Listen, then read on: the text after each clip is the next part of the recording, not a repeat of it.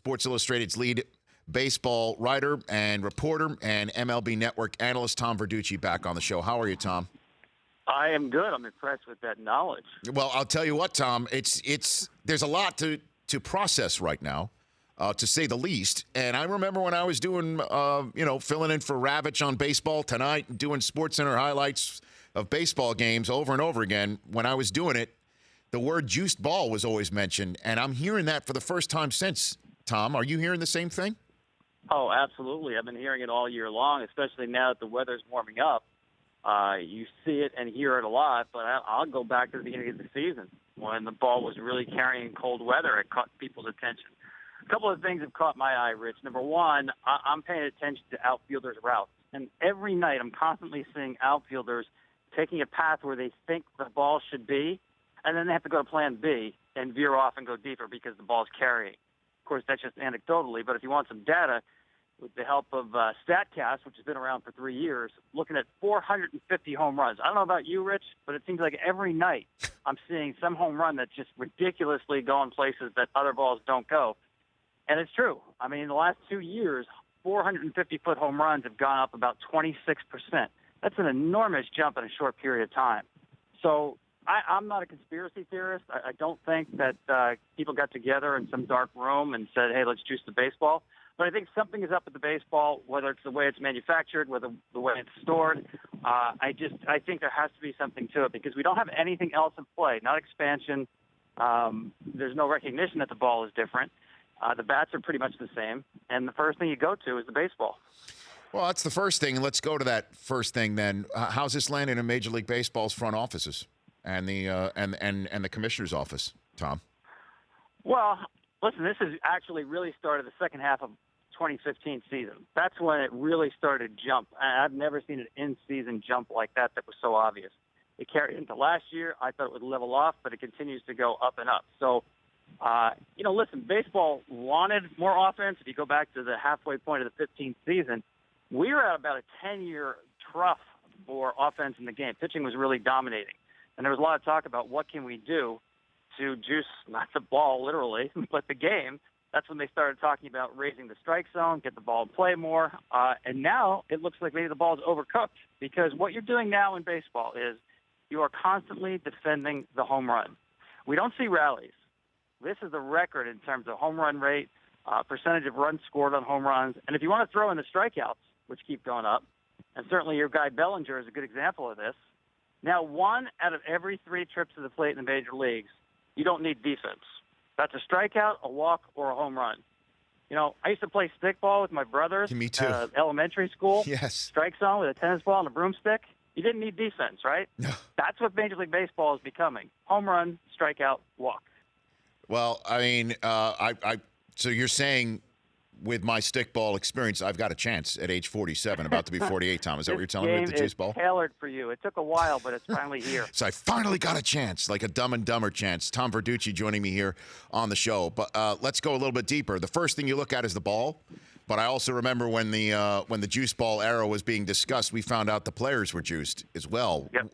What about that conversation? Is there anything going on 21st century style that the league is looking into or not about that something that might not be caught with a urine test or anything like that, Tom? Well, yeah. I mean, the idea that baseball could eradicate PEDs from the game is just naive. That's never going to happen. With the money at stake, with the scarcity of jobs that are available, you're always going to have guys looking for an edge. I will say in the last 3 years, the testing really has advanced very far. That it's very much harder to beat the test the way that guys were, say, with the Biogenesis Clinic. That doesn't mean guys aren't using. I still hear a lot of talk among the players themselves about, hey, this guy must be on something. Again, I don't think players know for sure. People just don't talk about it and broadcast it anymore like they did back in the day. Mm-hmm. But I think to a certain level, and all you have to do is look at the minor league numbers, especially where the positive rates really haven't gone down at all. There's still a temptation. Yes, I don't think that's an easy explanation for home runs in the game. I'm just saying that will always be there. But testing is stricter based on what you could tell for Absolutely. PEDs. They test more, and it is more sophisticated. In fact, a lot of guys have gotten popped in the last couple of years using drugs that previously you could beat the test with. now they're picking up metabolites of drugs, not necessarily the drugs themselves. In other words, the markers for those drugs are being caught in tests. Tom Verducci joining us here on the Rich Eisen Show. Let's check out the American League here with you right now. The Yankees cooled off. The West Coast certainly cooled them off. They've lost 6 in a row going into tonight's game, home date with the Angels. And then you take a look in the American League West. The Astros have played about 500 ball for 3 weeks now, and the hottest team of the Kansas City Royals coming on strong. What is your take on the American League right now, Tom? Look, it's an absolute free-for-all. There's nobody that's out of it. I think the Oakland A's had the worst record of baseball heading into yesterday, and they were only 4.5 games out of a playoff spot. So good luck trying to find sellers at the trade deadline in the American League. And that includes Kansas City. You know, I've been tired of people ever since last December when the CBA was signed talking about the dismantling of the Kansas City Royals because they have so many players entering their free agent year. This is still a good team with a pedigree that knows how to win. It's a good baseball town. They sell a lot of tickets in advance. They are not pulling the plug on this season unless they're hopelessly out of it. I mean, like really out of it in July. And that doesn't look like it's going to happen. So they're going to play it out with the team they have now. Yankees started 21-9. Obviously, they weren't that good, but I still think they're a contending team. They've more found their level. And Houston, to me, is still the best team in the league front to back in terms of the roster. Now, they're vulnerable right now because they have 4 of their starting pitchers on the DL.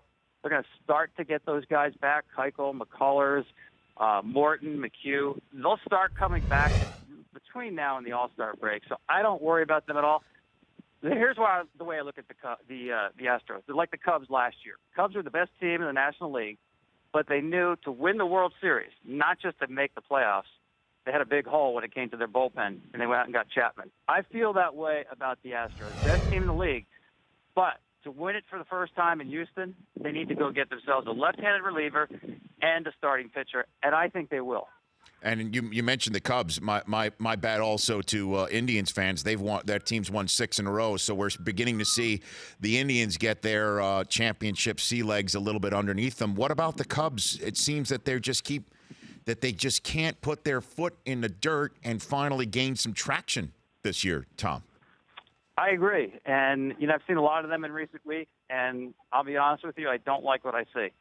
I thought they would start slow because Joe Madden, smartly so, slow played as starting pitchers in spring training after pitching the 7th month and really pushing them last year. That made sense. You figure they get out of the gate slow. But now we're creeping up on half of the season, and I don't like the way they're playing defense. They're kind of back on their heels, a little bit sloppy. I don't think they pay as much attention to detail. I think they really miss David Ross. Not so much the clubhouse bit, but the way he runs and prepares for games. Remember, Wilson Contreras is extremely talented, but when it comes to calling games, he is still pretty much a rookie. Doesn't have a lot of experience. He's a converted infielder. So I see a lot of things with the Cubs that go beyond just, hey, they have a hangover from winning last year. I really don't think that's it. I just think they've earned where they're at right now. They've played mediocre baseball, and that's what the record shows. And unlike the American League, the National League wild card is essentially toast. Like you better win your division, which is not good news for the National League East, because in the National League West, the Rockies and Diamondbacks are no flukes, and they have the same number of losses as the Dodgers right now. All 3 teams, as we're talking right now, have 26 losses. How good do you think the Rockies are, Tom, with the Diamondbacks here? I like the Rockies a lot. I had picked them as a wild card team before the season because they're so athletic, dynamic offense, and I thought it all hinged on their bullpen, which I thought just needed to be mediocre, and they're beyond mediocre. They're really, really good. Now, they do have a lot of young pitchers that may wear down in the second half, but I think they have enough of an inventory to cover the inevitable regression by some of those young pitchers. Arizona is a surprise to me. I think they're a year ahead of where I thought they would be. That's a credit to Torey Lovello and Mike Hazen, the new GM. I love what they did when they brought in Jeff Mathis and Chris Iannetta. They prioritized defense behind the plate. And what you're seeing now is the residue in pitching. Their starting pitching is the best in the National League. And I really didn't see that coming. Like I said, it's come together really quickly. They just bludgeon people at home offensively. So, yeah, I would say both of those teams are absolutely legitimate. And it's Ortiz's farewell on Friday night, where I guess will that finally put to bed that he's not coming back for the Red Sox, no matter what Pedro says about his conditioning, et cetera, Tom? Will that finally put it to bed? What do you think? Yeah, finally we can put it together, man. People don't realize how beat up Big Papi was last year. I mean, his feet and legs were absolutely killing him. It took a lot just to get on the field. And once you're his age and your body's beat up like that and you shut it down, it's just way too hard to just reboot it. So it's a nice thought. He's probably one of these guys who could wake up Christmas Eve and go out and hit a rope off the monster, but it ain't happening. Tom, thanks for the time. Always enjoy chatting with you. Thanks, Rich. Thanks for having me. You bet. That's Tom Verducci of MLB Network. The Rich Eisen Show, weekdays at noon Eastern on radio stations across the country and audience. Isn't it amazing you can download an app with your thumbprint? You should download our app with your thumbprint.